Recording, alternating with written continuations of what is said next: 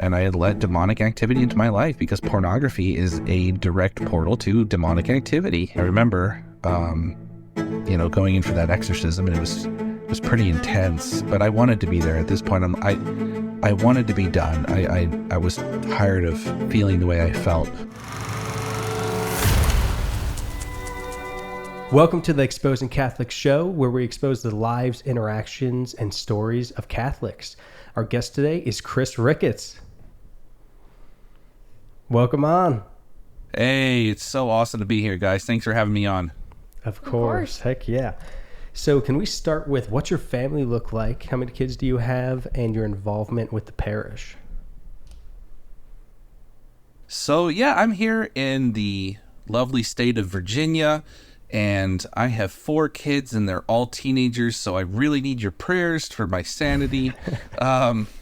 But yeah, they're a great group, though. They're awesome. I get surprised sometimes, like, am I that old that I have all these teenagers? But my wife and I have been married we just hit the 20-year mark. We were young. We were 21 when we got married, and we pretty much, in a span of a year and a half, we were spouses and then parents, all in one kind of time together. So that was fun. So we're here in the parish, and we both work at our parish. Actually, I work as the music director, and I also direct our summer program for kids. So it's quite busy, but I wanted to serve the Lord. That's what I wanted to do. I just wanted to work for the church and serve, and hopefully make an impact on someone's life. So that's where I'm at right now.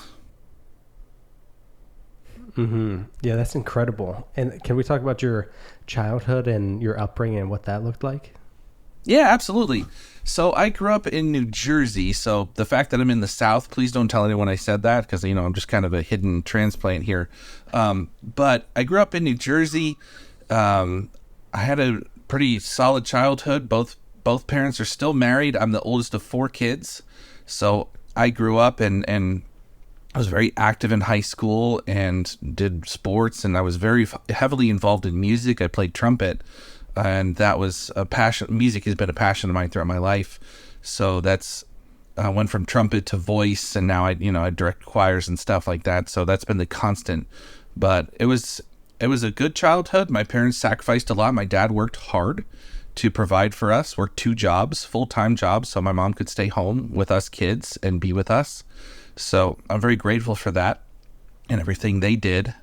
So I don't know what a normal childhood looks like. I guess it was it's sort of normal, if you can call it that, but that's kind of it in a nutshell. Mm-hmm. And a big part of, well, actually, before I get into that, let's talk about what did your faith look like? How was it? How did your parents pass that along to you? Did they pass that along to you, and that type of structure within the family? Sure. My dad is a convert, actually. He converted to the faith when he was a young man. He was drawn to it. He was actually inspired by the traditional Latin Mass. He went to a sung Mass and was just struck by the beauty of it. So he converted to the faith. And so the going to Mass and regular prayer was a part of my family life. I grew up going to church. I struggled with the faith off and on in high school. It was something that kind of clashed sometimes. I started to develop the idea that the only purpose of life was to have fun and to have a good time and to enjoy myself. So, and it's not that Catholicism is opposed to fun, but when it's sacrificed for other things, then there could be a problem. So I was searching hard in high school. I wanted to connect with something. I wanted to, be a part of something bigger, but I enjoyed being with my friends and all that stuff. So there was constant struggles within. I think at one point in high school, it was the first time I actively in my head left the faith. I wrote this English essay talking about what's the point of work? We're just going to die. And so I might as well have fun now. And there's a God that's out there being mean and punishing me and all this kind of whiny stuff that I guess high schoolers sometimes talk about. But but faith in my family was there. It was my parents are strong Catholics, and they still are. But that was something I yo-yoed back and forth with, very hot or very cold. I'm not an in-between kind of person. It's either all or nothing. Mm-hmm. And where in that, I know a big part of your story is pornography and the effects that it has had on you. Where did that start along your life? Oh, that was in middle school, and if you, just to give you some context, this is in the mid '90s, before, of course, the internet and all that stuff. So, I was kind of a nerdy kid in middle school, and I got, I don't want to give you a sob story, but just setting a stage, I kind of got picked on a little bit. I was very insecure, with myself. But like anyone, when you start in middle school, you start to, the hormones kick in, and you kind of start to wonder what's going on. You start to notice the members of the opposite sex, and you kind of like it when they give you attention for some reason. Even though girls still have cooties in 6th grade, you're kind of wondering about them, So, yeah, it was a powerful thing. In 6th grade, there was a friend of mine who had pictures of a dirty magazine, with nude pictures in it, and he was a good artist, so he copied them. He drew them out of the magazine and onto a notepad and was handing them out. And I remember seeing this, and I was like, wow. I remember it was just being struck with this huge flood of emotion, of curiosity, kind of maybe some shock and awe, and wow, what is this? And this is what girls look like. And it was pretty powerful for my kind of insecure 6th grade brain that was trying to process all of that. So of course I wanted to see more. It's like, wow, if this is just this one thing, I wonder what else is out there. So once the floodgates are open and the curiosity gets going, it becomes a never-ending quest for more. And you contrast that with today. We've got the internet. I think I've seen somewhere that the average age of exposure to pornography is about 10 or 11 now. And with averages, I'm not a math guy, but I know that means there's people younger than that are first being exposed to them. No one can emotionally handle it at that age. It's not something we're meant to be able to just process and go on with our merry way. So yeah, pornography, that was my first exposure. And then it began a sort of quest for extreme curiosity, and that's where I connected emotionally on a certain level, and it became a part of my life after that. Mm-hmm. And how did it affect those interactions with different students, different family members, just different people? Like, how did it kind of like taint those types of relationships? So I'm even still back in middle school and high school. I had a friend who, back in the day when you had cable TV, and we never had cable at my house, but when you had cable TV and there was a certain way to get the scrambled, dirty channels on your TV, and I had a friend who had that, and we could sometimes catch glimpses of what was going on, So I really used this guy and my friendship with him because I was so obsessed with wanting to see more pornographic material. So I would try to get invited over to his house, and I would try to, spend as much time. And then when I was there, all I would want to do was watch it. I wouldn't want to spend time with this person. So I was completely using him. It was a terrible, I was being a total jerk and not a good friend at all. It's funny because as I, continued to look at this stuff, I was still very shy around girls. Like, if I was the classic, if a pretty girl even looked at me, I was reduced to a stuttering, mess. But over time, it starts to, getting into high school and beyond, it warped my idea of women and their sexuality, and also of what sexuality is as a whole, because pornography depicts a very shallow, one-sided, complete fantasy of what's not actually real. But when you see it enough, you start to think it is. And just like with any of the media that we consume, when we the things we consume, the things that we allow into our minds, takes up residence there. And so that's what pornography did to me. I started to look at girls as just sexual objects, and looking at them in a lustful way, and fantasizing and trying to. I had a couple of long-term girlfriends in high school too, and I was very pushy with sexuality with that, and trying to keep going forward. And that's all I wanted to do, was because I was being fueled by pornography, and that the purpose of a relationship is just to have sex and do things like that. We've got something special for all our Catholic organizations. Now, before you skip past this part, it's not an ad. It's more like an incredible opportunity to take your digital presence to the next level. And I'm going to let you in on a little secret here. Something only for our podcast listeners. We, DM Productions, have a 2-day Catholic social media makeover course. It's an online course specifically made for Catholic organizations. It will take your social media to the next level. And we make it easier than ever with our step-by-step video walkthroughs, cheat sheets, customizable templates, and more. Catholic organizations, let's start creating the quality and results that secular businesses have, but with the depth and beauty of Catholicism. Oh, and did I mention the price? $700. But remember I said I was going to let you in on a little secret? Use code DMPodcast to get it completely free. No credit card required. Just pop that code in and you're all set. Head over to www.dm.productions/social media makeover, or click the link in the description. Now back to the show. I had a similar thing where like, I don't know. I think it has to go with the two-faced thing of you're this one person to the public, and then in the shadows you're a whole different person that's watching porn, that is doing these things that you would never show to the public. Mm-hmm. And then it really affects how you interact with people.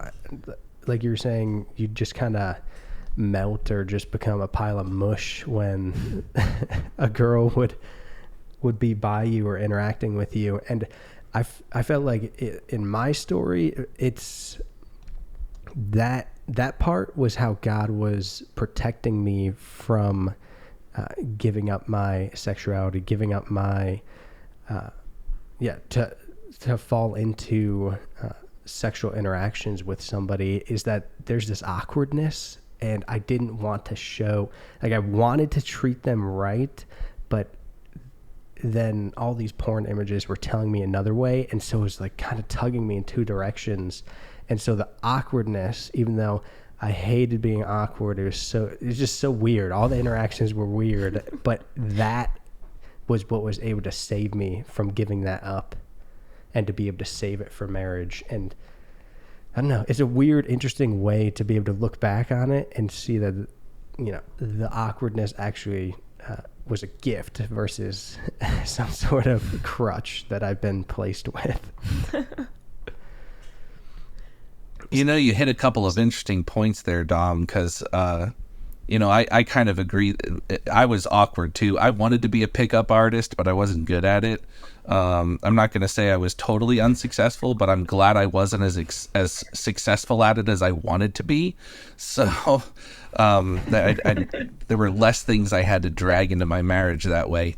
But the other thing you said, I would just want to comment on, is the dual nature that occurs inside of you. It becomes really a double life.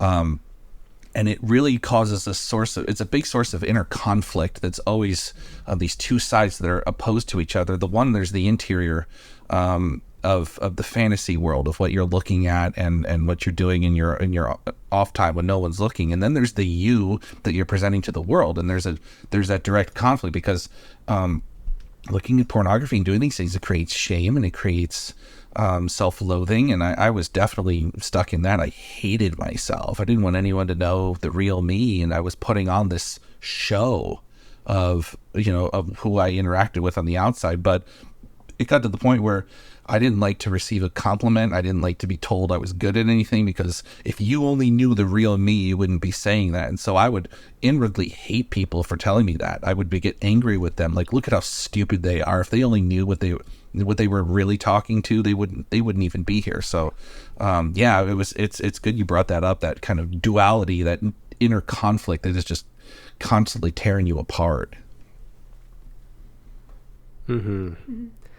No, it's just crazy because like you would never think that something like that, like porn, would be able to do something to ruin compliments. That doesn't even make sense. But then when you dig into it and you're talking about the two-facedness of it, the shame that comes along with it, then it is like, oh yeah, like this person's only seeing my public side. Mm-hmm. They don't know the terrible things that have been done in the shadows. And so you want to, you like, it's just, I don't know, it's just crazy because you can't separate them, but you're trying your best to. So it's a very difficult situation to be in. Yeah. And so going through high school, and then can you talk about meeting your wife and then getting married? Yeah, absolutely. I love talking about my wife. You can tell her I said that too.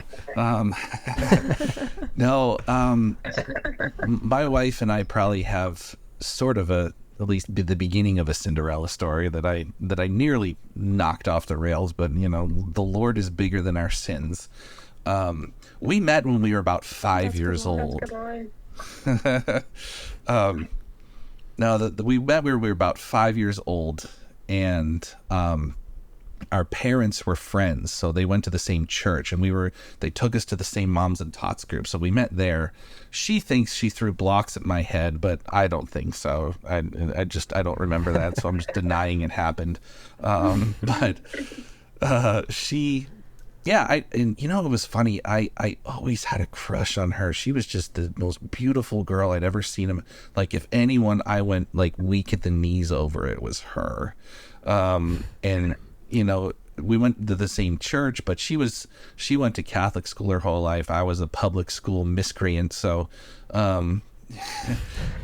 we saw each other sometime, throughout the years. We would get together for different events, and our families would get together. We would play and all that stuff. But again, as I got into high school and I started to struggle with the purity issues, I never felt good enough for her, because she was like, and I'm not trying to just, my wife she's a spiritual disposition. She's holy, and she always has been, and she's always wanted to love Jesus and to please him. And she prayed for me, her future husband, even without even knowing who I was, since she was at least in high school, if not earlier. So, which is amazing. But yeah, we actually never dated in high school. I had 2 long-term relationships in high school with a couple of girls, and they were very sexual, like I said earlier. But I'd always had a crush on her in the background. She was always there.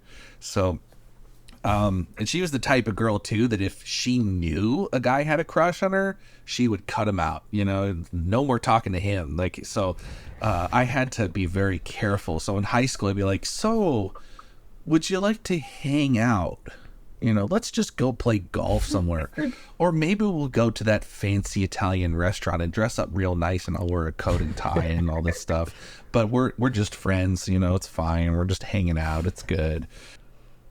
Oh, the friend zone. Yeah, I had to be in the friend zone if I wanted to even keep interacting with her. So she would keep going. So it was funny. So senior year, she was about to go off to Franciscan, and in my mind, she's going to go find some dude there. They're going to get married and have a million kids and then forget it. So I was going off to the Marine Corps. I enlisted to go right out of high school.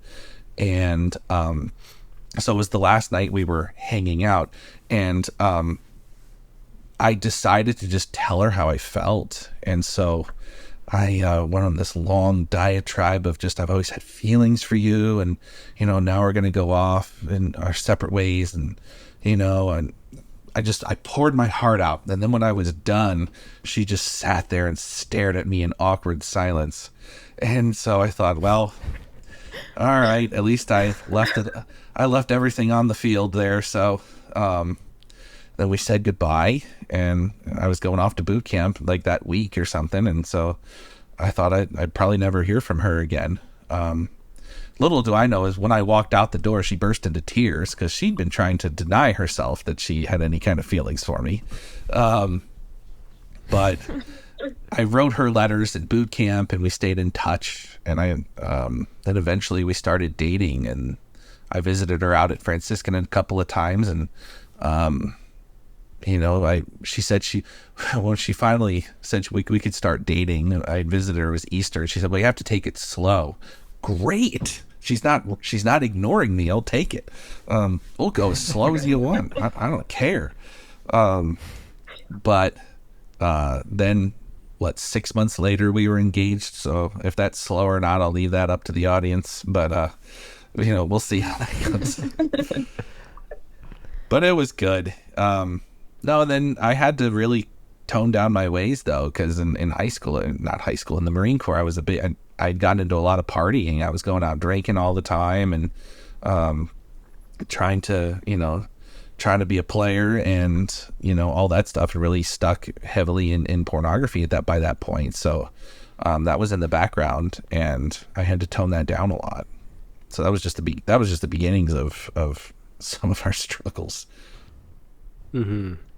Did she know about the pornography issues when you guys were dating, engaged, and then married? She knew more that I was partying before we were married. She knew that, I had a couple times I fessed up to her that even while we were dating, I was still kind of trying to do the whole hookup scene and everything like that. And I fessed up to her. She says, all right, well, this is either going to stop or, we're not going to be able to continue. And so I cleaned myself up in that regard. I stopped because, I stopped drinking pretty much, because when I would drink, I would, do something stupid. So I cleaned that up, but the porn was still in the background. It's kind of sad how she found out about that. So we got married in August 30th, 2003. And pretty much we got pregnant right away. So, but it was a very, very hard pregnancy for her. She was so sick. And I had just gone from living on my own or with one or two dudes and coming home and looking at pornography for hours every day, to now I have a wife who is sick and in bed all the time. And it disrupted my routine at that point. So, she'd be laying down in the bedroom and I'd be in the other room trying to get on the computer, and not taking care of her. And we were newlyweds still. So she found out, she saw, she discovered, I guess, the pornography use on December 4th. After we got married, it was just 3 months, because I left something up on the computer. And I know that so specifically because that was her birthday. That was our first married together, and here's her birthday, and then she discovered that. So that was the first time that she kind of discovered that, and then I started going to SA and 12-step meetings and trying to get into therapy and things like that. And that, but I still remember that first time she found out, it was a level of panic, a level of guilt, all the things come up, and that was the start of a rocky ride for the next decade or more or so.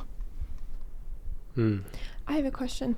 Did you want to get out of pornography at all, or was it just I hope she doesn't find out, I'll just keep doing this in the background? Or did you have an urge or a want to be I want to quit but I just can't?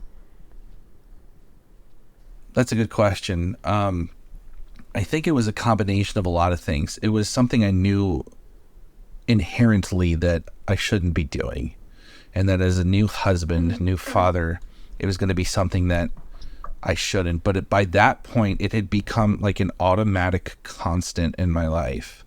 Because before we got married, I would come home from work and I could sit on the computer for 2 to 3 hours. and then not even realize how much time was passing. Because when you get in that zone, your brain kind of goes into this narrowed, focused place where it tunes out even sometimes the passage of time. So that was I was stuck in that. So by the time I'm glad she caught me, because it was a catalyst in helping that. But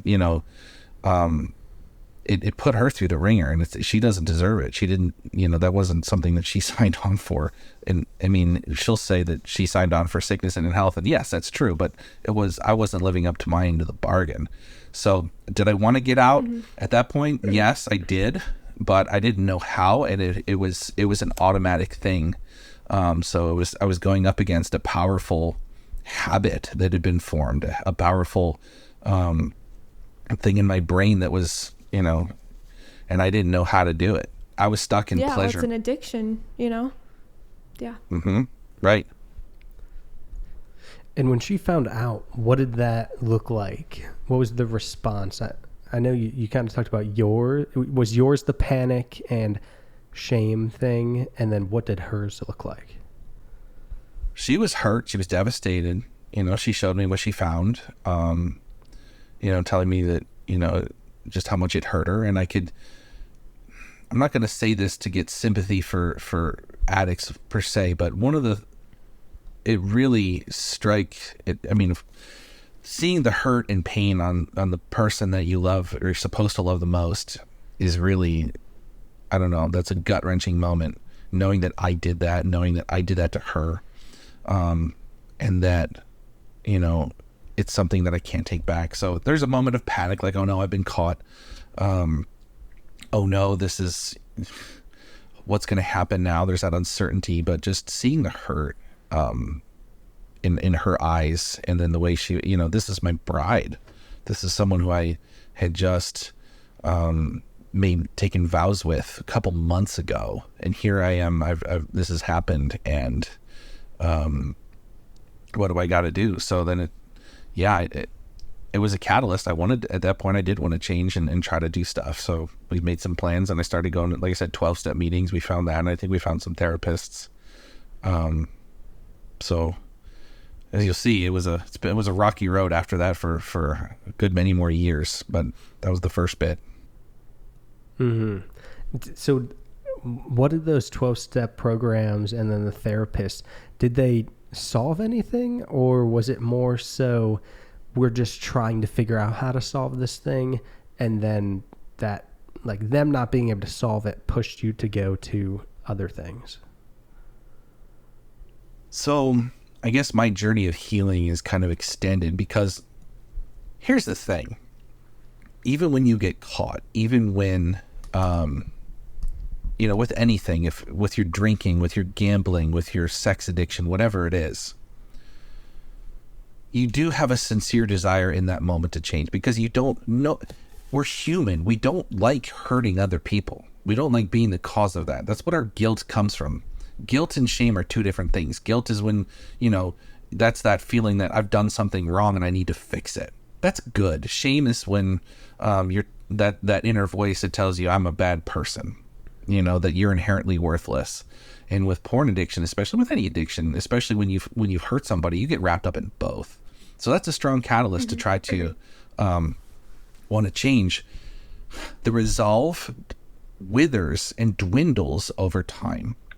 So even when I started going to 12-step programs, I was trying to stop, but I hadn't made the decision in my mind. Like, I didn't take ownership and responsibility for my recovery. One of the catalysts that I tell people when I talk about this is that I experienced it and thought of it as an external thing, healing, that it was something that would happen to me, that I didn't have to participate too much in it, because I was still very lazy.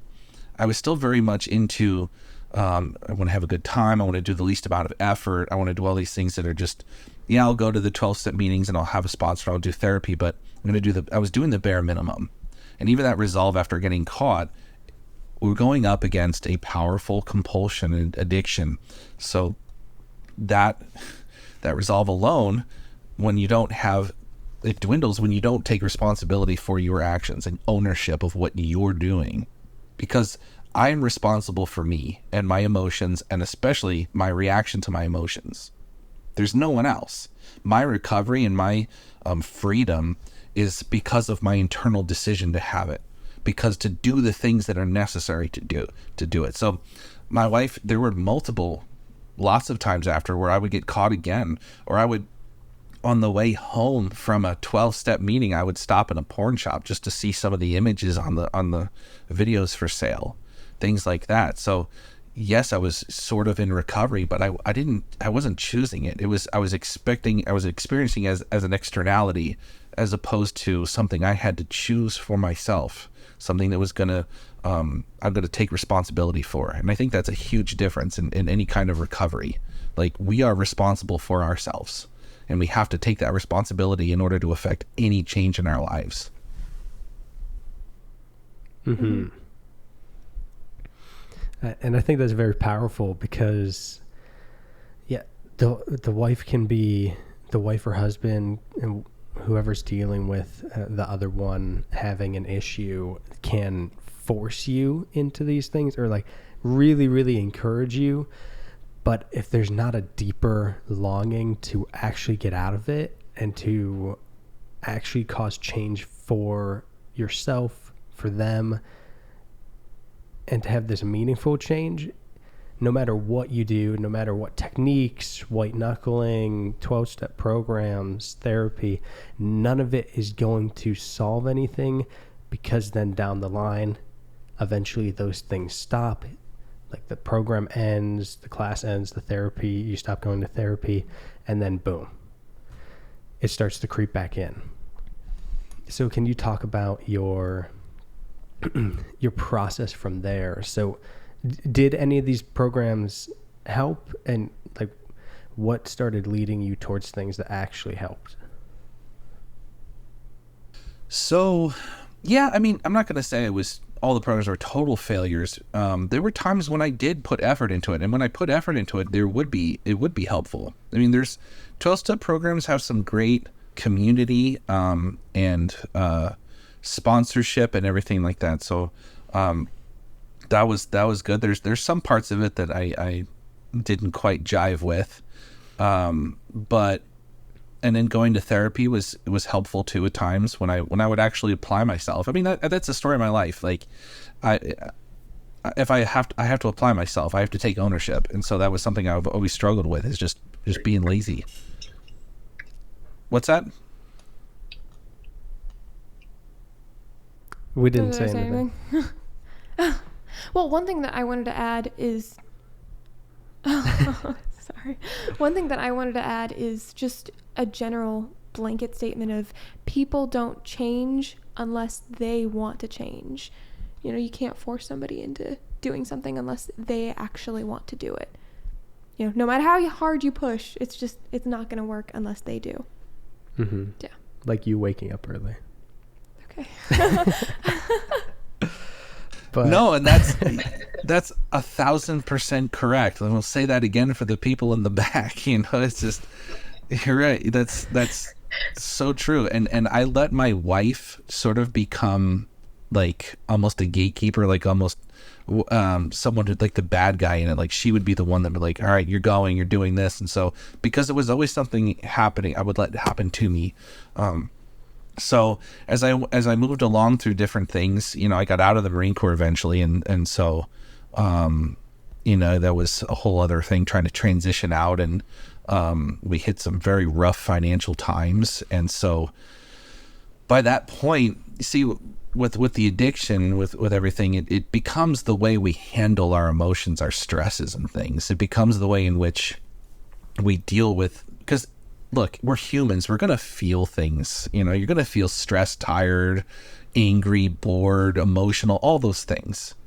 We can't get rid of our feelings. And if we try, it's a bad idea. The only thing we can do is decide how we respond to them. So by this point, I had trained my body, my brain, that when I felt certain things, porn was the way I needed to handle it. And by handle it is not handling it at all. You're just avoiding them and just shoving them down and masking them and escaping reality. So by the time we hit these financially hard times, and that was the way I knew how to deal with it. So even though I would still go into some 12-step meetings out, we moved after I got out of the military out to Virginia. So I was still doing that. I was still kind of dabbling. There were times when it was good and times when it was bad. And so it was funny, Laura. It's funny how things are connected in the brain. Laura always knew, my wife knew that when things were getting rough with the pornography, when she saw my diet getting bad, when she noticed me just spending more time on the computer, and I would also use more tobacco. So when she saw those things, because it's all connected, our especially search for food and water and sex and all these things, it's all part of our survival mechanism in our brain. It's in the limbic system. So she saw those things getting out of balance, and also I was more irritable. Like my temper was worse. So she knew, oh, porn's got to be getting bad too. So we moved out here, and it was more of the same for a while. It was just kind of yo-yoing. Good time, some good times, and then other times it wasn't. So it just kept going that way until we got to our first separation. She noticed that things had gotten really bad, and so she took the kids, and they were young, at that point, and took them up to her parents' house up in New Jersey for. They were up there for about 4 months, and so there was a good friend who kind of took me under his wing and was really worked with me, and that was a gut check. This was a new level of, I guess, bottoming out. And then that really was hard. And there I was in this house. We had only one car at that point, and she had taken it. So I had to get rides to places and like either ride my bike or walk to work. So that was kind of that was a low point. But I did a lot of work with this guy, and I was going to another group or something. I forget what it was, but I was doing that, and I really buckled down and really tried to do some work in recovery. And I, luckily after that 4 months, they came home. And I remember being reunited with the kids in the parking lot of where I was working, and, just seeing them again. I was like, oh wow, this is, it was fantastic. But then again, I think what a lot of times also I missed in some early moments of trying to recover is when you want to change a habit, when you want to do something different, you need to replace it with something. I mean, I can tell you guys, like, I need you to stop thinking about chairs. Don't think about chairs. Wait, you're both thinking about chairs right now, aren't you? I mean, like, something simple. I know that's kind of stupid, but like, if we try hard so much not to do something and focus on the negative, eventually you're just white knuckling and it's gonna completely cave in.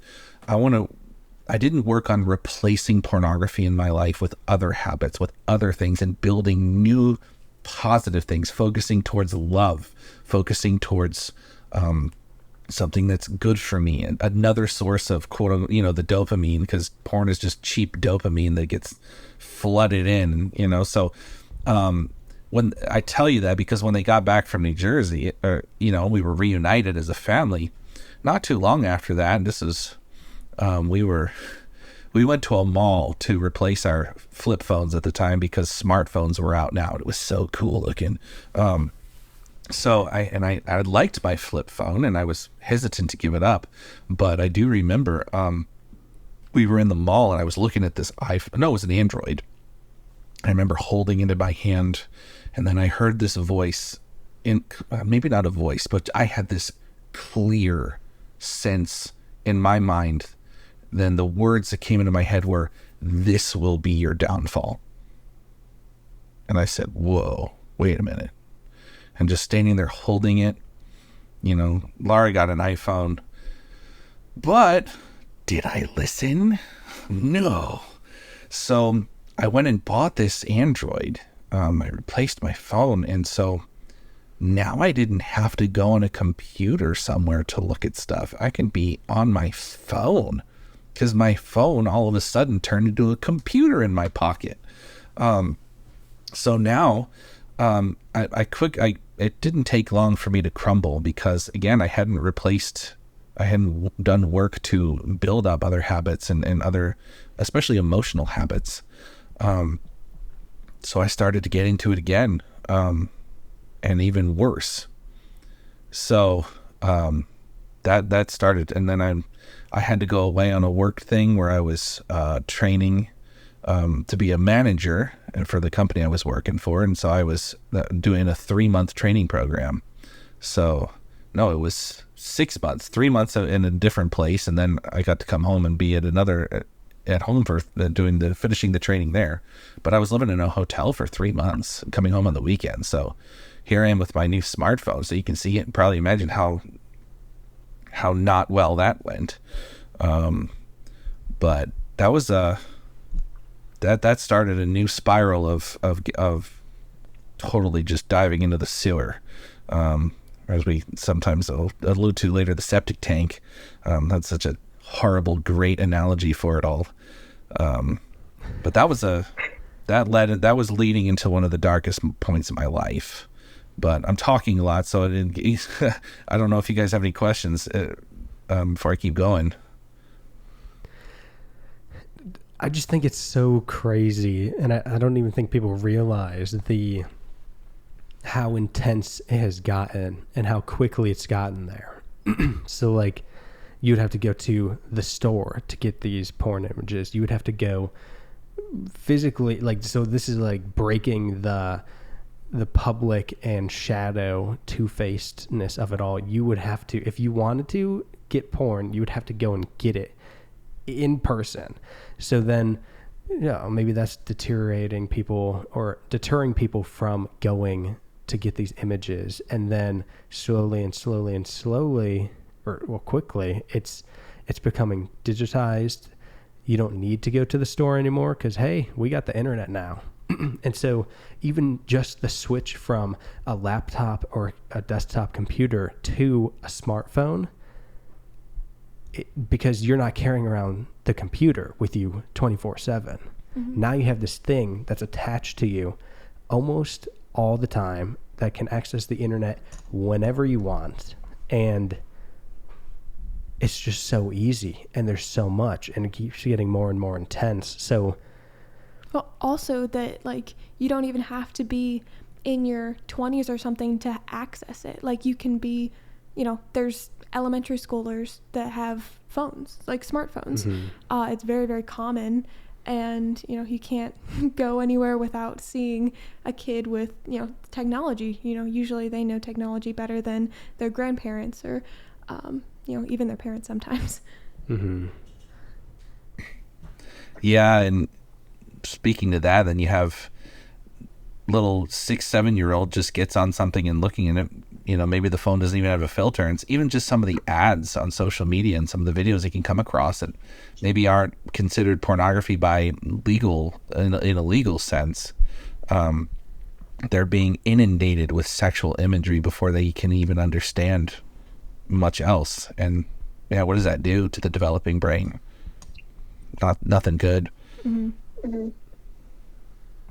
It's interesting too.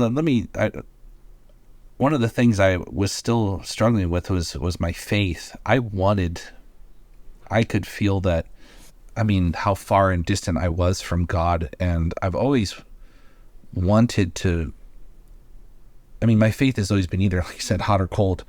And so that added to the level of shame, because I remember there's been times I've gone months without receiving communion, months without anything, because, I just, I was in a state of not in the state of grace. And so, and then I had gone to confession in a while. So I just felt this drifting apart, but a desire to connect with God, to, feel like I was worthy. But because I hated myself so much, I wasn't able to receive love from him or anyone else. I mentioned that earlier, but, God is the healer. Jesus came to redeem us and offers us that grace. Even right now as we talk, grace is being poured upon us right now. But our ability to receive that grace can be hindered by some of the ways we live our lives. And sometimes our own inner disposition. I hated myself so much, and I couldn't accept love. So I couldn't accept God's love. It's not that God didn't love me, or that he wasn't yearning and brokenhearted to see what I was going through. But I couldn't let him in, because my sin was in front of me, and my inability to accept his love was a big part of that issue. And it wasn't until I went through some healing in a different perspective, where I could accept myself as his beloved son, someone that, Jesus died for, someone that he took the time to do that for. That's after I went through that, was I finally starting to be able to just accept God's love, even though I couldn't understand it, and to understand that. And I like telling people this, that God knows what a total disaster I am. He knows what a total disaster you guys are, and everyone who's watching, he knows what a disaster you are. And and that's okay. And I don't say that judgingly. He knows those parts of yourself that you hide from people because you don't want anyone to see it. He knows those parts that maybe you've never told anyone, or those thoughts that you've had. He knows every single little detail of that, more so than you even remember. And you know what's funny? He still chooses me. He still chooses you. He still chooses everyone who's watching. He chooses you to be his son or daughter. He invites you into his life. He invites you to be part of his kingdom. Isn't that insane? Like, I wouldn't have chosen me. I wouldn't have done that. But that's why he's God and I'm not. So when I was able to start accepting that, that's when I was able to start finding some real healing and start to find ways. And, I got into a couple of other good, programs and stuff that helped. But that's where I was able to start amending my life into something that I could accept who I am. Not that I'm perfect, but just understand that in my imperfection, I'm still loved. And that was a game changer. Mm-hmm. No, and that's super powerful, because I think that has to go along with how you didn't like that people would compliment you, and it would actually turn into this thing of like, don't do that. Like, don't compliment me, or don't show me any sort of love or affection. And then even from the creator of the universe, you don't want it. You don't feel like you deserve it. And so then from there, it's just, how are you supposed to accept the grace? How are you supposed to accept the fact that you can heal, you can get out of it, and he can forgive all of those things? So before we get too deep into the really starting to heal part, could you talk about, you left us on a little bit of a cliffhanger there with the smartphone being the downfall or entering into a very deep place. Yeah. So, with that, that was rough. So with that bit, I was on the smartphone and I was doing all this stuff. I started to go on different messaging apps, some of the earlier ones at the time, anonymous ones, and just started trying to talk to people, started having sexual conversations and all this stuff. And I started chatting with someone pretty regularly. And so this is probably, and then it led to probably I think the third time that I left the faith intentionally in my mind. And at that point I started to, I don't know, it seemed like a good idea to start looking into black satanic magic. So, and in the midst of all this, I was kind of I could feel the darkness creeping in. It was there. It was substantial. It was real. And my wife found out I was doing these things, and so this time she asked me to leave. And so I remember that after that conversation, I grabbed some things and I got in my truck and I drove away. And I remember just seeing the kids in the yard looking and wondering, what's going on? Where's he going? And so I thought that was going to be the last time I ever saw them. The last time that, at least in a married sense anyway, because I thought at this point the marriage was over. So I stayed with a friend, and at this point I was off the rails. I was still looking into that, the black magic stuff. I invited the demon of lust to enter into my body. It was just darkness, and I wanted to feed that darkness. And, I couldn't feel. All it was anger and, just, I wanted to make people as miserable as I was. And so, through my interactions online, I was going online, people would post like, "Oh, I'm pregnant, I don't know what to do." I'd be like, "Go have an abortion," and then they'd be, "Oh no, why would I do that?" And I said, "Well," and I was the accuser. I was being Satan's agent. I would say something like, "Well, you didn't have morals when it came to getting pregnant, so now you're gonna now all of a sudden you want to keep the baby. Well, just do what you got to do." So I was trying to bring people down, especially women. I was angry at women. That was really, really rough for a good while. But it's funny. I turned my back on Jesus and God and, the Father and the church. I can never turn my back on Mary. So she was the one little glimmer in the midst of all that was just there. So, my wife actually had got me to suggest, I mean, we barely talked, but when we did, there was a priest at our parish, and I kind of went in and chatted with him to just say what was going on. I remember feeling like anxious and sort of like, oh, I should be near a priest was like, I don't know, it was weird. So he suggested that I was demonically oppressed, not possessed. There's a difference.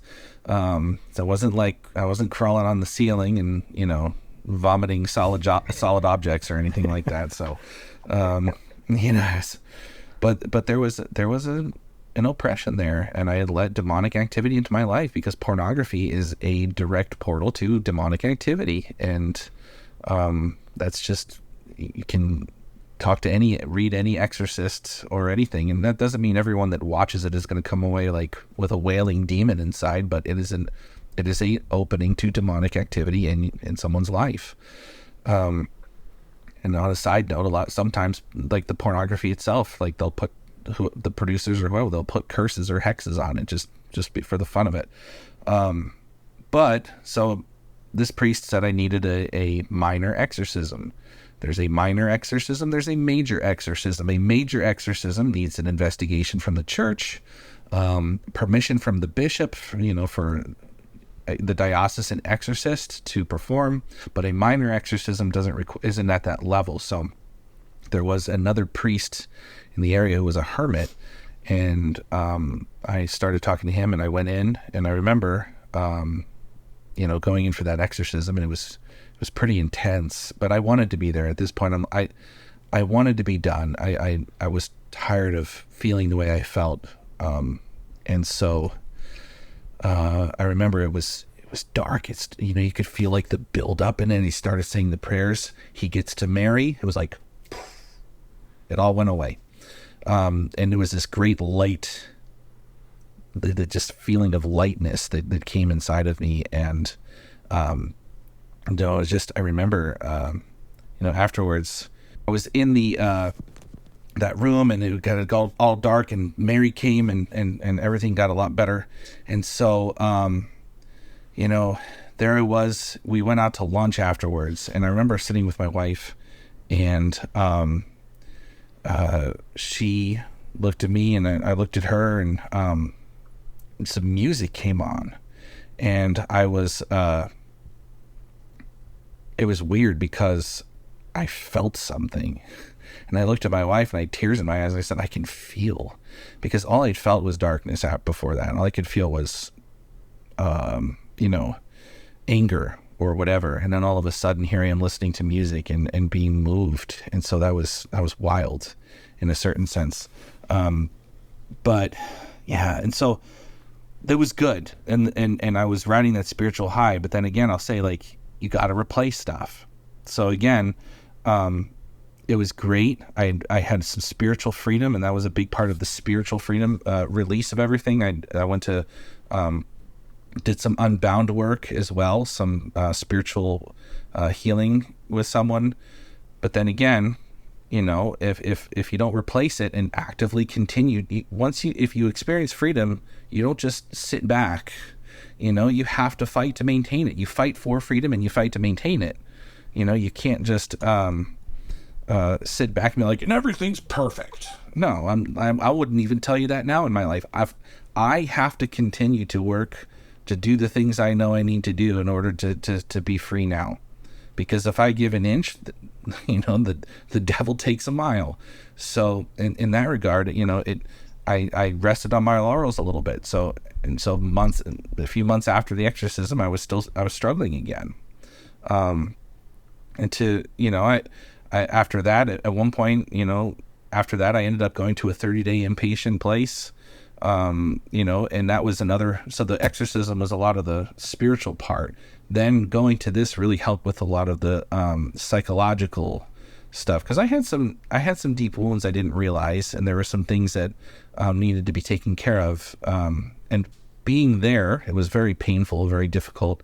It was, but still necessary, I think, and I was grateful to have been there. So there was a lot of healing and things that came out of that I think was part of the overall plan. But then again, coming out of that, I was going to, therapy and stuff and group and all that. So it was still kind of, and I was still trying, and it's not like I wasn't sitting back. I'd found a new level of something, but there was still something missing. There was still something, I don't know, a spiritual element to, I guess, to continue to give me more tools on how to continue to fight for freedom and to develop that. And so my wife found a program, and this was, after going through all of this, I was like, you know what, that's fine. This was called freedom coaching. And that was really where a lot of things, I'd say that was like it tied everything up in a certain sense. And that's where, with freedom coaching, I was able to really experience a level of healing and wholeness. And that's where I really was able to, like I mentioned earlier, find my sense of being a son of God the Father, and find that deeper sense of purpose. So I'll pause because I'm talking a lot. No, it's great. So the freedom coaching is finally that one of the last steps to breaking free from the chains of porn, and to finally get you on that journey of living in true freedom instead of just experiencing it here and there. Were any of the other programs faith related, religious related? Because freedom coaching it teaches on the values of Catholicism and incorporates that into all the things that they teach, all the methods and the different practices throughout the whole program. Did any of the other ones include religious faith stuff?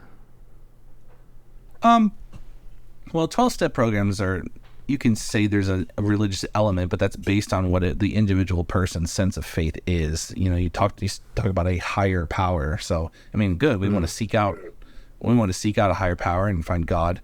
But I'd say freedom coaching was probably the most, it was the only real Catholic thing. I'd maybe been to one or two Catholic therapists that were okay, but freedom coaching really incorporates the faith in a way that I hadn't seen before, especially with theology of the body, and understanding a deeper sense of something I hadn't pondered is not just freedom from porn, which is good, but freedom for what?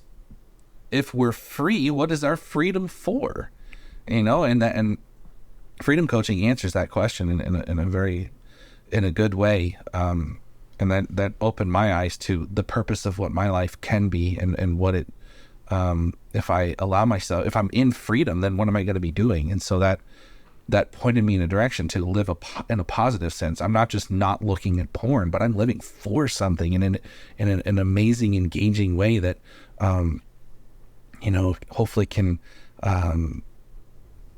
inspire other folks, to see that they have a value and a worthiness too, something inherently in them, a dignity that, we if we recognize and live in that, it gives our lives a better purpose.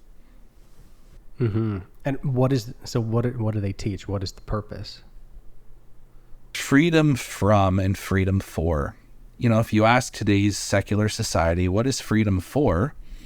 And the general response would be, what? So that you could really do whatever you want. It's freedom. Like, you get to choose to do, anything. Whatever you want, whatever makes you feel good, whatever society and culture is telling you to do. That's right. Yeah. That's what modern society, so freedom is to do whatever I want, whenever I want, however I want.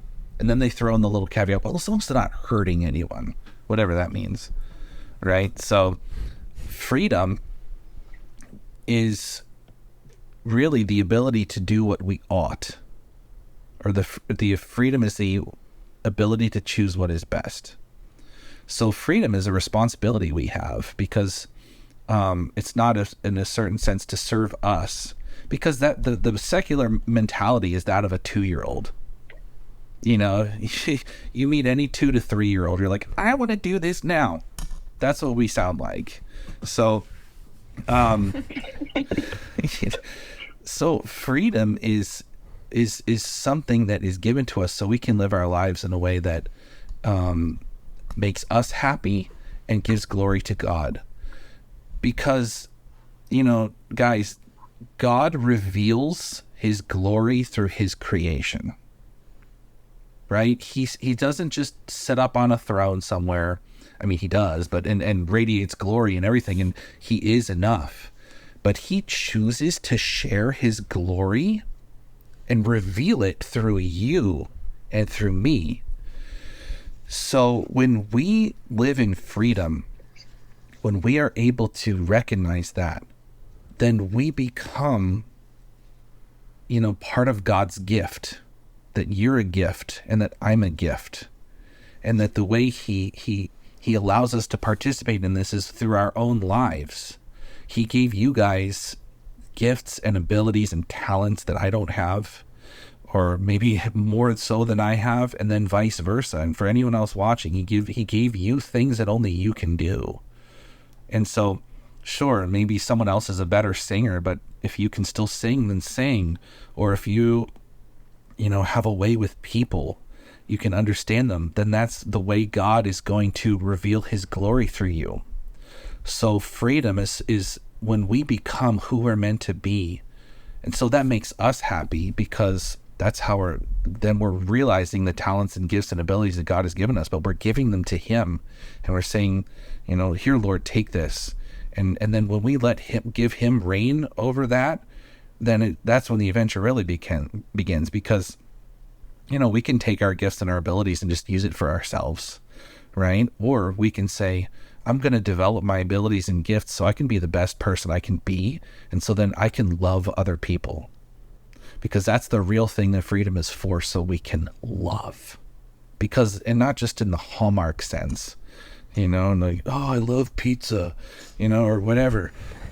Love is when you desire the good of someone else, and are thinking outwardly instead of inwardly. In a marriage, 2 spouses love each other, and then I'm going to think of my spouse before me, but I can love every single person you encounter in a day is an opportunity to show God's love. Even if it's just when you go through the grocery store and you acknowledge the cashier instead of just like throw your money at them, or you kind of say, hey, I hope you have a great day, or they have their name tag on, use their name, whatever it is, a small act of faith, of kindness. That's where it's at. Every saint, you read every saint, they talk about it's about the small things that we do. We one day we'll have a great thing to do, but that is usually the result of years and years of doing the small things. Mother Teresa, we can't all do great things, but we can do small things with great love. We start there. That's what freedom is for. is for love and for living our life in a way that we become who we're meant to be, so that God can do greater things with us. Mm-hmm.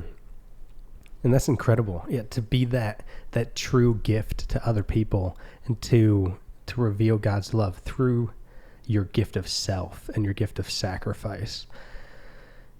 And I want to touch on the secular side, where, people, the secular culture would say, you guys got too many rules, you Catholics got all these rules that make it so that fun is basically impossible.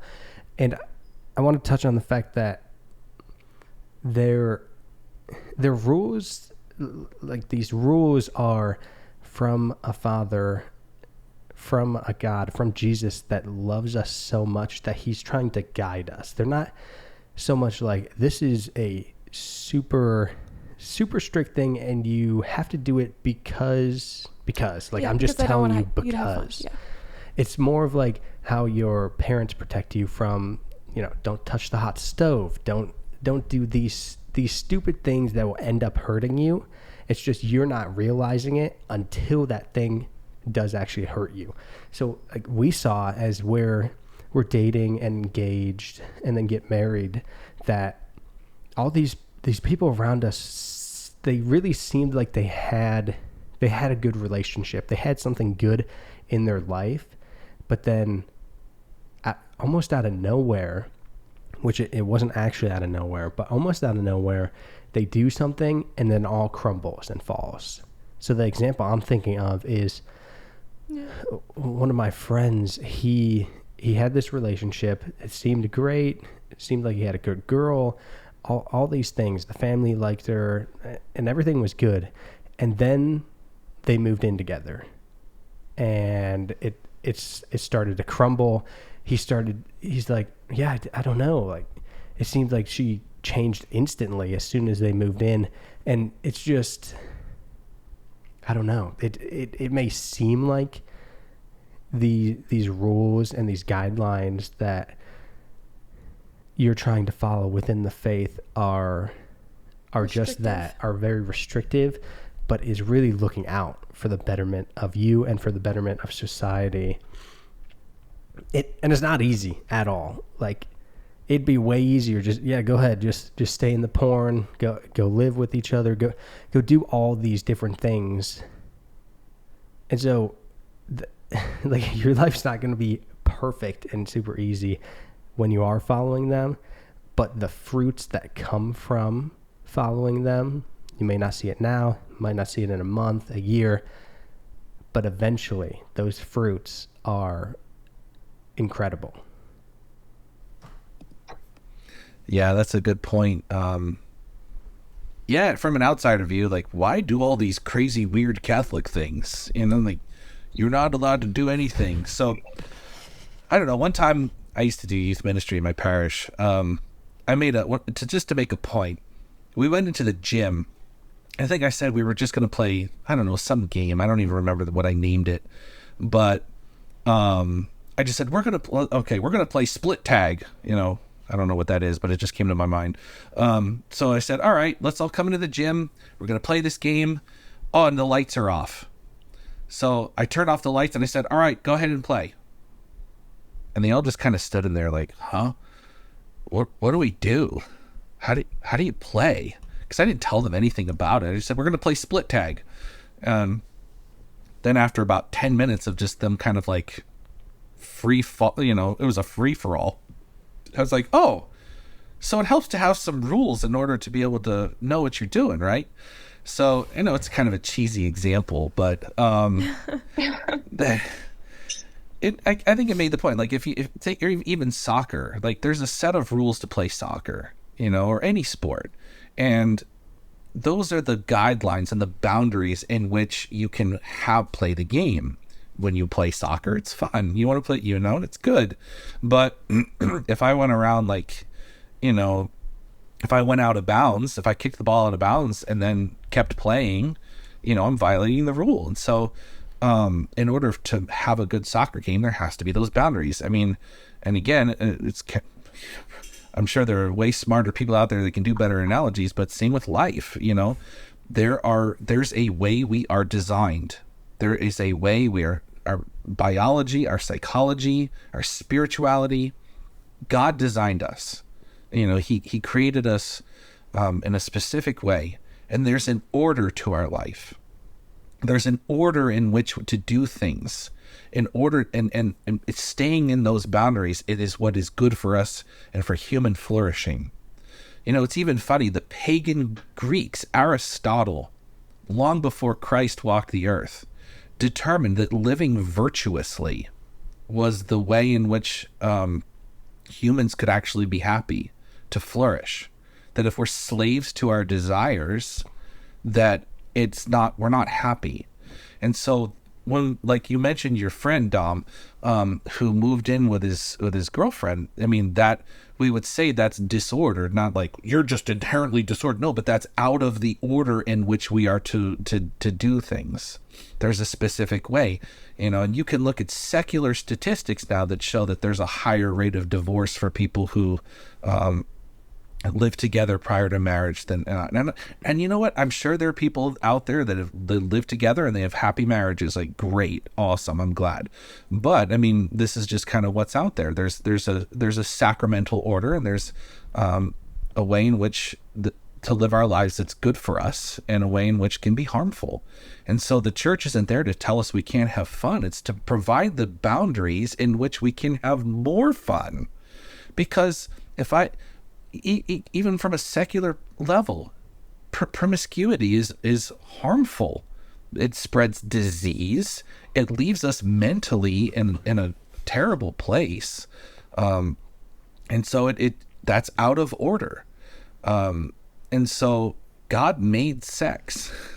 He made our sexuality. He made it the way it is, and he called it good. So our sexuality, our desires are not something we want to just, oh no, we can't think about that. He comes to fulfill them, not to just shove them aside. And there's a specific context in which two people can have sex, and that's within marriage. That is that's the safest place. That is the appropriate place for two people to do that. And that's a wonderful, beautiful thing. And we don't want to lose sight of that. But then when we do these things out of order, and the church has the guidelines for what that order is, that's when we hurt ourselves. And so God is here saying, I want you to live life to the fullest as possible. And here's how to do it. Mm-hmm. And going off the fact that God created us in such a way that we are supposed to do things certain ways, and our bodies are supposed to operate in certain ways, when you're trying to get out of porn, like for example, when I was trying to, I would Google and just like, I don't know, just Google how do you stop watching porn? How do you get out of this? How do you break this habit? How do you break this addiction? And these articles would come up, and they give you some good like tips and tricks on some things, like restrict screen time, put on blockers, and like some practical things. But then even at the bottom, within the same article, they would say, now hold on, there are benefits. So like before you do decide you want to move on from this, there are these benefits. And so then they list them off.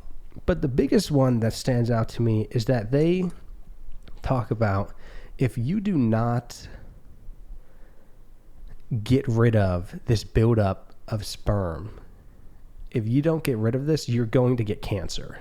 And so they're scaring people with this, the cancer word, and saying that if you need to watch porn and masturbate just so that you don't get this cancer and so that your life is better. And I just want to point out that the way that God designed it is that you have nocturnal emissions. So people that watch porn and masturbate all the time may not even understand this. Some people call them wet dreams, but if you're far enough away from porn, they actually just happen very naturally. You don't have a wet dream. You just have a nocturnal emission. So the sperm will leave the body. And I just want to point out that God created it so perfectly that if you are actually following the design of how he made you, then that quote unquote excess buildup and this thing that's going to cause cancer leaves the body. Like, it doesn't stay there. So it's just most people don't get to that far enough away from porn and a long enough time of not masturbating or having sex that they never actually realize that that's how the body works. Yeah, and it's not sinful to experience arousal in your sleep, or even, some people, like you said, reach climax in their sleep. Both men and women do, and there's no sin there. And so maybe you can wake up feeling a little discombobulated, what just happened, but that really is a response of your body. And so you're right, it is amazing, and that's part of God's design, that's what happens. Especially, younger men are producing more sperm, and so that's just the way it goes. But yeah, if that's happening, don't be ashamed of it. It's okay. Mm-hmm. That just got me thinking, like, if I had a dream that, like, you cheated in my dream or something like that, I can't get mad at you for, like, having that in the dream. So I think that's kind of tied to that. That was just something that popped up in my head. Mm-hmm. So diving back into, I want to land the plane on, because we left off at freedom coaching. So I want to land the plane on where does that go? So your wife finds freedom coaching, and then what happens? So she found freedom coaching. She suggested I do it, and I said, okay, sure. And this was a rough time for me. We had lost by this point, it was the 8th child we'd lost to miscarriage. And so I went on a week-long silent retreat right after the funeral for this baby. And so it was during that I finished my consecration to Mary, the St. Louis de Montfort one.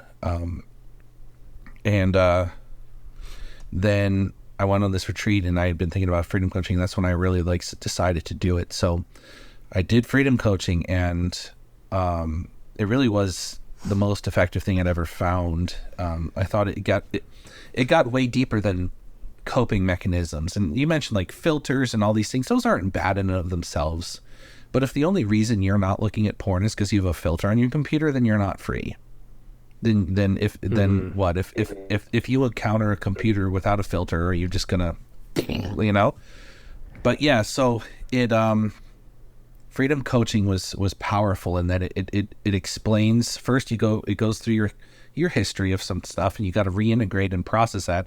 Freedom coaching isn't therapy; it's coaching. So it's where you make the choice. It gives you tools, and there's a coach that walks you through, and then you take responsibility for your life. You have to do the work. If you don't do the work, you will not see results. Period. Just like with anything in life, if you want to be a bodybuilder and you don't go to the gym, well, good luck, or anything. So, same with freedom coaching. So you go through your history and everything. We just identify the emotions and reintegrate them back, and then we hand it off to Jesus. It's beautiful.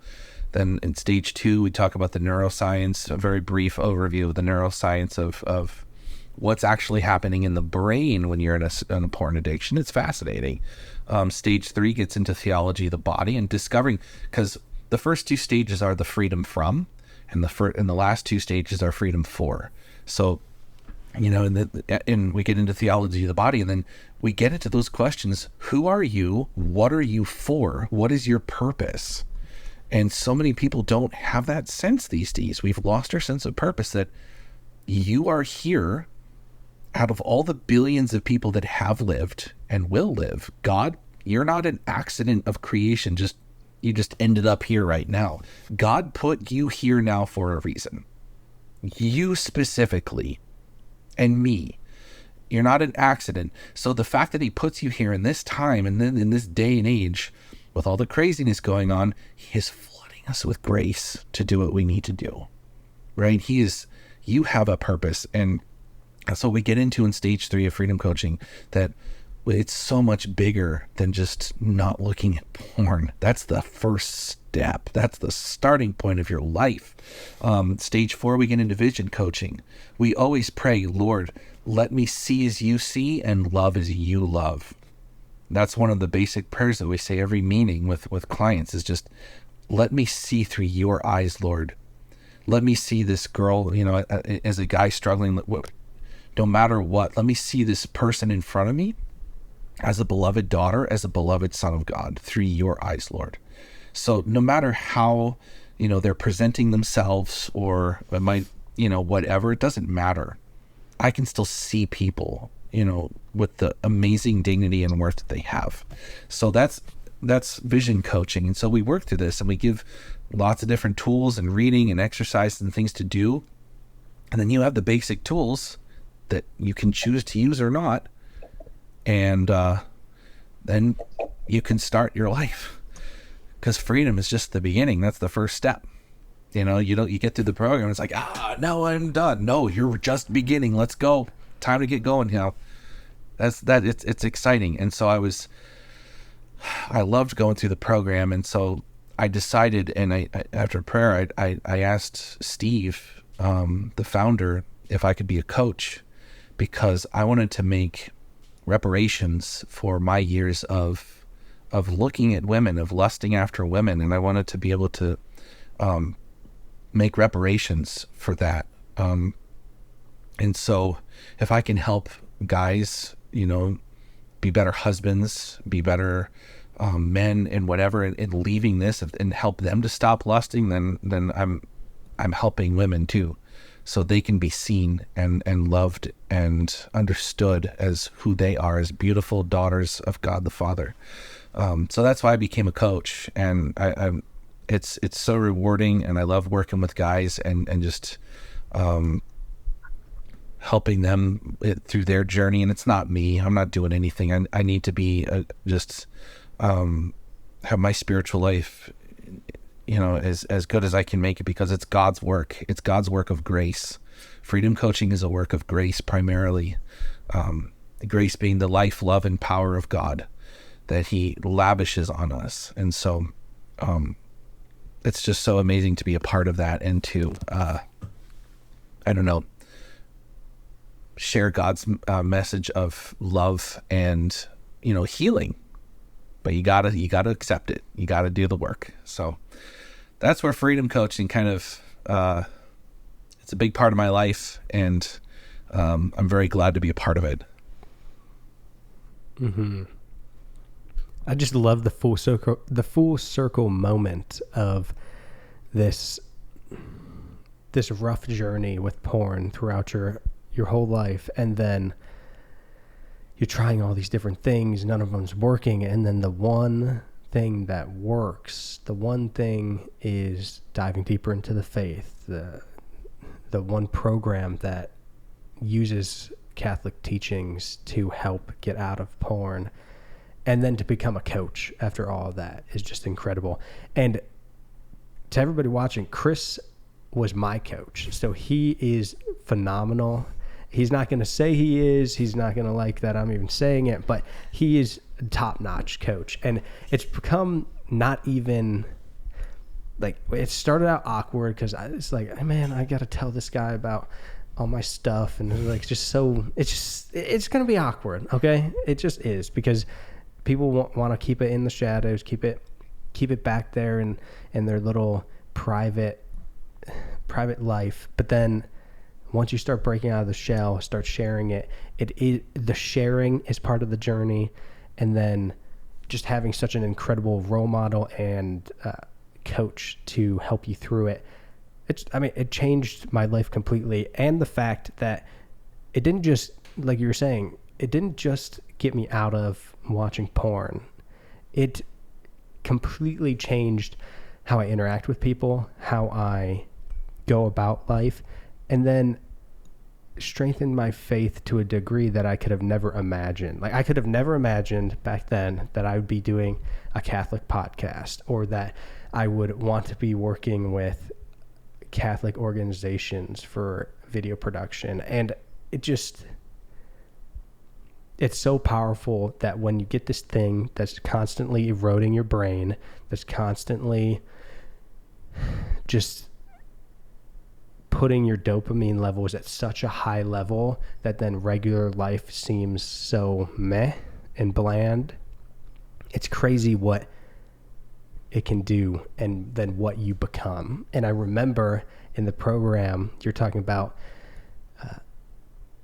freedom from and freedom for, and one of the things is to write down like why you want to be free from porn. And I still remember writing it down on a bunch of little sticky notes, see little yellow sticky notes, and it said, so that I can live up to my full potential. And that's what I want to do. And I feel like finally breaking free from porn, that was the first week that we went on a date. That was the start of something incredible.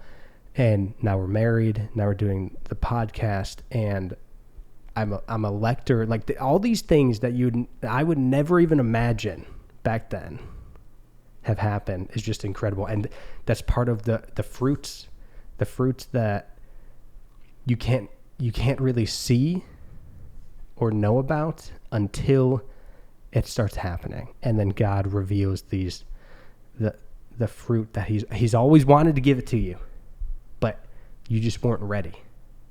And you couldn't accept it until that time. Yeah. So I just want to give a shout out to Chris because he's cool. Yeah, and also like even after you were done with the program, like you're still in good relationship with him too. Like his wife Laura was our like NFP instructor, and like she's teaching us about like marriage prep and all these things. So it goes way far beyond just the program too, which is amazing. Yeah, and he came to the wedding. Yeah, he came to our wedding too. It's crazy. No, it's I'm humbled and honored to be, just a witness to your guys' journey and everything that you've done, and how far Dom came along, and you guys have a beautiful story. And it's funny because it really is just starting. When you allow God to work in your life, he's not going to stop. He wants to continue to transform you and to help you and give you the graces you need to keep going forward and to become even more. He's not done. He's got so much more for both of you, for me, and for anyone else listening. He's got, and it's not the kind of God where he forces you to do stuff. He invites you. He has a life of beauty, of wonder, of tragedy and sorrow as well, of course, but he has all of this for you that he wants to draw you into, invites you into a life of grace. I got to say yes. Say yes every day. And maybe, however it goes, maybe your yes is, it's going to look different every day, depending on what's going on. But say yes and then see what he's got, because as Dom and Cass can show you, he's worked beautiful miracles in their life, and he will continue to do so. And he wants to do that with you too. Absolutely. I want to touch on parenting real quick, Catholic parenting, and you've gone full circle. Now you're a coach with Freedom Coaching.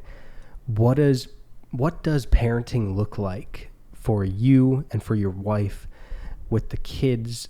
And I'm specifically talking about the sexual aspect of things, the porn aspect, and how do you control these things? That is such a good topic. Yeah. Yeah. The first thing with, I think, and I'll go with my wife was excellent. There were times I was not a good parent at all. And so with young kids, the first thing they need to do is know that they're loved, and that there's a God who loves them. I mean, I remember my wife, we would sit in the front pew of the church, young kids, it's awful. Maybe they're crawling all over. At one point, my youngest, he crawled from the front of the church all the way to the back, knocking down every kneeler. He went under all the pews. But we would get to the, the consecration in mass, and they'd be like, here's the miracle part. It's going to be Jesus. It's going to be Jesus. Let's say hi to Jesus. You might have an idea for your family where you've got 2 or 3 kids and they're, we're sitting there nice and neat praying the rosary together. Look, that would be nice, but depending on where you at or in the journey with parenting, it might not look like that. It's not going to be Pinterest. It's going to be messy. Families are messy. Life is messy. Your kids need to know that there's a God, a Father who loves them. When we were done praying with my kids, we would have them say, God, you are my Father, just so they know that. Because when kids know when you lay that foundation down, that they are loved, that there is a God who loves them, and that their moms and dads love them too, of course. But when that is the foundation from which everything else can be in order. So we talked about order earlier. So when it comes to our sexuality and things like that, children, when they have that understanding that they're loved and that they're special and that they're good, other things come in line. And sometimes the hardest thing is if you parent from brokenness, that can be tough. If you are sexually broken and have issues going on, please find healing, because you'll transmit that to your children if you have them. And, a lot of people have things they need to work through, and that's okay. You can work through it. You can find healing. So as far as kids with pornography, there's practical things. Young children should not have access to screens that are unfiltered, at least. I mean, you see kids, with 2-3 years old with an iPad in front of them. Okay. I'm not a scientist or anything like that, but I can probably do a quick search and find some info showing that that's probably not good for their brain development, overall. But, what you mentioned earlier, that kids usually know technology better than the parents. Yes, they do. And they, they're hacking the Pentagon at 3 or something, but, No, just joking. No, we want to make sure that kids are understanding their bodies and understanding that there's something special about, their different parts of their body at different ages, and that this is special and, not for other people. But just having a practical understanding, because when I start to throw like a shame bit and, you can't, like, go cover yourself. 2-year-olds love to run around the house naked. That's just part of it, and they're told they don't care, and it's not sexual. It has nothing to do with that. So if my 2-year-old runs around and I'm like, oh no, that Yuki can't see that, is, be like, all right, time to go put some clothes on. So how we react to things, they're going to feed off of.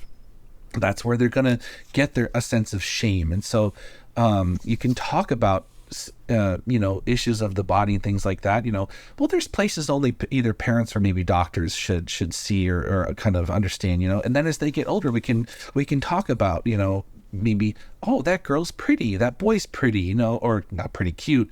No, but we start to understand, talk about what our attractions are, and like, it's okay to, one of my kids, when he was like 7 or 8, we had taken him to the playground and he saw this pretty girl, and all of a sudden he decided he after we were done playing, we were in the car, and he told us all I wanted to do was climb to the top of the playground and hurl myself off just to get her attention. I'm like, yeah, that's normal. That's okay. That's just the way it goes. So we don't. Sorry, I got off track, but getting back to the practical stuff, at least if your young kids have access to a device, put a filter on it, because so many kids encounter pornified images or pornography on an accident because an ad pops up or something. I would definitely discourage phones for kids, at least in the single digits. We can argue about what age is maybe appropriate to get some kind of phone for a teenager, but I think that really monitoring and limiting electronic activity is important, and developing a positive understanding of who they are, that they're loved. And then as children get older, sure, they're gonna have more access to things, but also just keeping on top of who they're talking to on the internet, of the places they go on, the chat rooms they go on, the people they interact with, because it's very easy to get caught up in different places and there's all kinds of weirdos out there, trying to groom children and find places. So the also understanding that the body isn't bad, right? So I mentioned the 2-year-olds like to run around naked, but at the same time, as kids get older, like understanding that the body isn't a bad thing, and that there's nothing to be inherently ashamed of your body, and that God designed our bodies for a reason and called them good. So I'd say overall with Catholic parenting, especially when it comes to sexuality and stuff, laying that positive foundation. I mean, my wife would show my kids art, like paintings and stuff, when they were younger, and including nude art, because the Sistine Chapel is covered with naked people, and John Paul II had the loincloths removed from the naked people. Either the Pope's a pervert or he had a deeper point, right? So my wife would show them these pictures and say, look at this beautiful art, and showing that the body is good and that the body is beautiful. It can be depicted in ways that are not according to the dignity of the body, but the body is inherently good. So when children have that foundation, one, that they're loved by God, their parents, they have an understanding that the body is good, and that when they get older and they start noticing the opposite sex, that's good too. And that we don't want to put that in a shame cycle, because when you put it in a shame cycle, that's when you force it underground, and then they're going to be exploring things under this behind their parents' backs. And like, who wants to get a sex education from Google? That's the worst place you possibly could. So age appropriate, and just moving forward with that understanding of love and of goodness, and that our desires are there for a reason, and that we don't want to just shove them down.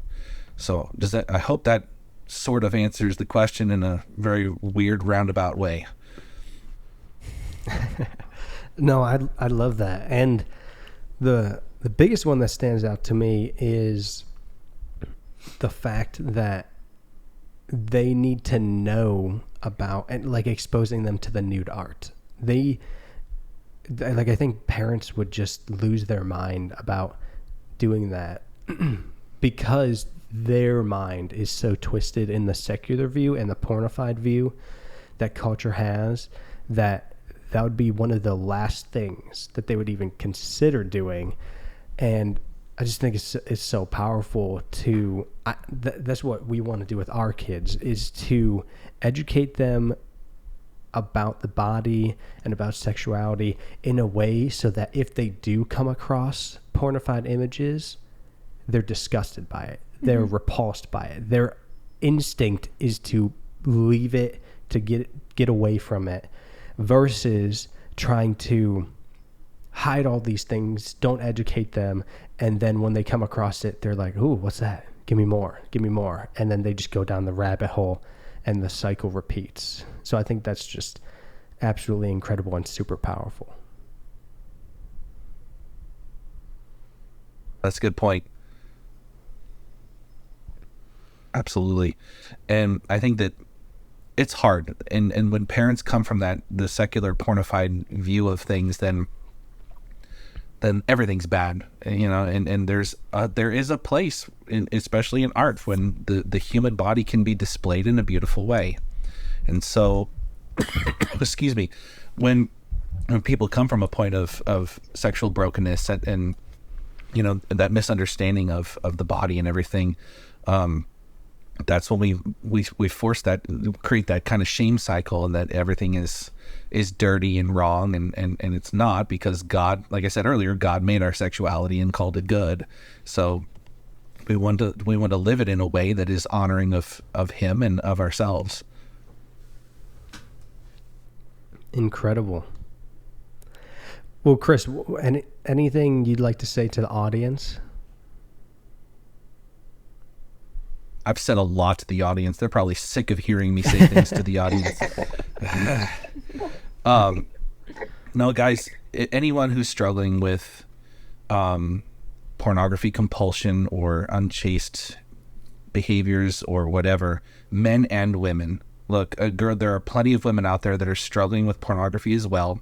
And I want to hear you to hear me say that you are not even more dirty because of that. I know it's supposed to be a guy's issue in a lot of sense, and I can only imagine that if there's a woman struggling with pornography, that, well, this is a guy's issue, so I must be even worse off because I'm struggling with this too. Look, there's help. Reach out. Freedom Coaching has female coaches that you can work with, and anyone struggling with porn, you deserve to be free. You are loved right now. I don't care what's going on. We are worth fighting for, and that it is worth the battle. So I encourage you, check out Freedom Coaching, or check out something. Just try to do something now to break out of that, because there's a whole awesome life waiting for you, and you deserve it.